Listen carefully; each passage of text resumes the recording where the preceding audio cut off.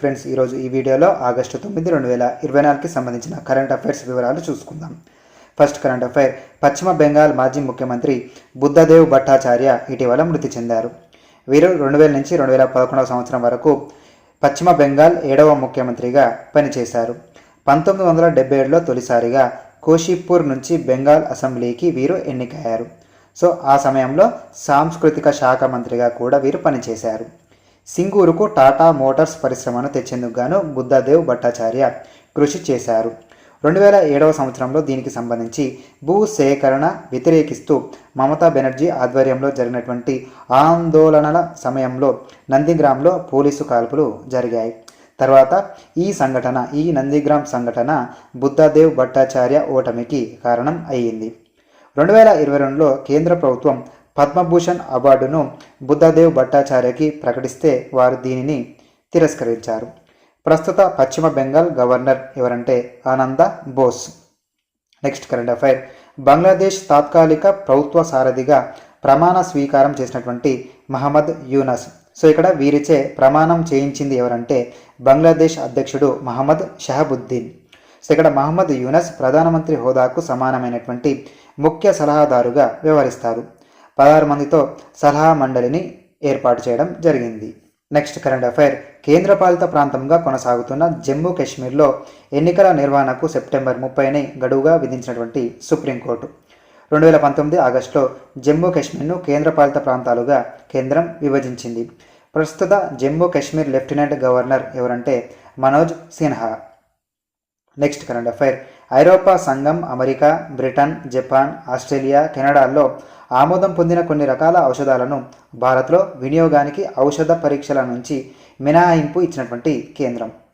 అరుదైన వ్యాధులకు వాడే మందులు, జీన్, సెల్యులార్ థెరపీ ఉత్పత్తులు, మహమ్మారి వంటి సమయాల్లో వినియోగించే కొత్త ఔషధాలు, ప్రత్యేక రక్షణ అవసరాలకు ఉపయోగించే కొత్త ఔషధాలు, కీలకమైన థెరపీలకు ఉపయోగించే కొత్త మందులకు ఈ మినహాయింపు వర్తించనుందని కేంద్రం వెల్లడించింది.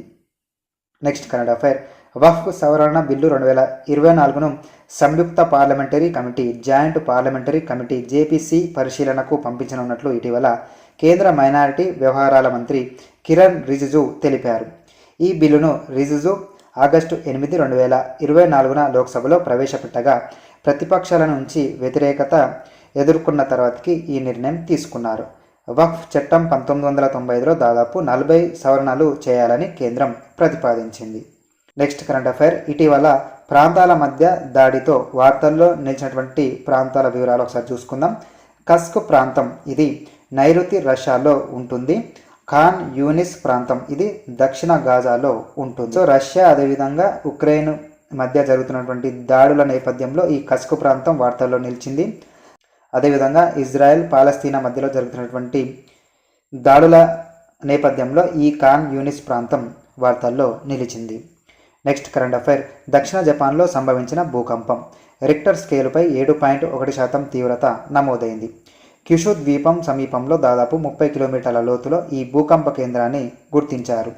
దీంతో క్యుషు ద్వీపకల్పంలోని నించియాన్, మియాజాకి ప్రాంతాల్లో భూమి తీవ్రంగా కంపించింది. నెక్స్ట్ కరెంట్ అఫైర్, ప్రభుత్వ ఉద్యోగుల వేతన స్కేలును తగ్గించడం, వారికి చెల్లించిన మొత్తాలను తిరిగి వసూలు చేయడం శిక్షాత్మక చర్యలకు సమానమని సుప్రీంకోర్టు ధర్మాసనం వ్యాఖ్యానించింది. ఓ విశ్రాంత ఉద్యోగి వేతన స్కేలును తగ్గిస్తూ 2009లో బీహార్ ప్రభుత్వం ఉత్తర్వు జారీ చేసింది. అప్పటిదాకా అతనికి దక్కినటువంటి అధిక మొత్తాన్ని తిరిగి వసూలు చేయాలని ఆదేశించింది. పట్నా హైకోర్టు 2012లో దీనికి సంబంధించినటువంటి ఉత్తర్వును సమర్థించింది. అయితే ఇటీవల justice Sandeep Mehta, justice R మహాదేవనతో కూడినటువంటి ధర్మాసనం 2009 నాటి బీహార్ ప్రభుత్వ ఉత్తర్వును కొట్టివేసింది. Next current affair, Paris Olympics 2024లో పురుషుల జావెలిన్ త్రోలో రజత పథకాన్ని సాధించినటువంటి భారత్కు చెందిన నీరజ్ చోప్రా 89.45 మీటర్ల దూరం విసిరి ఈ రజత పథకాన్ని నీరజ్ చోప్రా సాధించారు. ఇందులో పాకిస్తాన్కి చెందిన అర్షద్ నదీం స్వర్ణ పథకాన్ని సాధించారు. ఇతను 92.97 మీటర్ల దూరం విసిరారు. కాంస్య పథకాన్ని గ్రెనడాకి చెందినటువంటి అండర్సన్ పీటర్స్ గెలుచుకున్నాడు. ఒలింపిక్ వ్యక్తిగత విభాగంలో స్వర్ణం, రజతం గెలిచినటువంటి తొలి భారత క్రీడాకారుడిగా దీంతో నీరజ్ చోప్రా నిలిచాడు. అందులో 2021లో జరిగినటువంటి టోక్యో ఒలింపిక్స్లో స్వర్ణ పథకాన్ని సాధించారు. 2024లో జరిగినటువంటి ప్యారిస్ ఒలింపిక్స్లో రజత పథకాన్ని సాధించి ఈ ఘనతను సాధించారు. నెక్స్ట్ కరెంట్ అఫైర్, దక్షిణ చైనా సముద్రంలో 100 బిలియన్ క్యూబిక్ మీటర్లకు పైగా ఉన్నటువంటి భారీ గ్యాస్ క్షేత్రాన్ని కనుగొన్నటువంటి చైనా ప్రపంచంలో అతిలోతైన జలాల్లో అతిపెద్ద అల్ట్రా నిస్సార వాయువు కేంద్రాన్ని చైనా గుర్తించినట్లు తెలిపింది. నెక్స్ట్ కరెంట్ అఫైర్, 2040 కల్లా చంద్రుడిపై కాలు మోపడమే లక్ష్యమని ఇటీవల ఇస్రో తెలిపింది. జాతీయ అంతరిక్ష దినోత్సవం ఎప్పుడంటే ఆగస్టు 23న. నెక్స్ట్ కరెంట్ అఫైర్, దేశంలో 45% మంది గ్రామీణులు ఆదుర్దాకు యాంగ్జైటీకి గురవుతున్నారని ఇటీవల the state of health care in rural India report 2024 వెల్లడించింది. 21 రాష్ట్రాల్లో ట్రాన్స్ఫార్మ్ రూరల్ ఇండియా, అదేవిధంగా డెవలప్మెంట్ ఇంటెలిజెన్స్ యూనిట్ సంస్థలు సంయుక్తంగా జరిపినటువంటి సర్వేలో ఈ వివరాలని పొందుపరిచింది. Next current affair, European society of gastrointestinal endoscopy ESGE పరిశోధక కమిటీ సభ్యుడిగా నియమితులైనటువంటి హైదరాబాద్కు చెందినటువంటి ఏషియన్ ఇన్స్టిట్యూట్ ఆఫ్ గ్యాస్ట్రో ఎంట్రాలజీకి చెందినటువంటి డాక్టర్ రాకేష్ కలపాల. సో ఈ కమిటీలో నియమితులైన సభ్యుల్లో యూరోపియన్ దేశాలకు చెందని మొదటి వ్యక్తిగా వీరు నిలిచారు. నెక్స్ట్ కరెంట్ అఫైర్, రాష్ట్రంలో కొత్తగా రేషన్ కార్డులు, హెల్త్ కార్డుల జారీ కోసం మంత్రివర్గ ఉపసంఘాన్ని ఏర్పాటు చేసినటువంటి తెలంగాణ ప్రభుత్వం.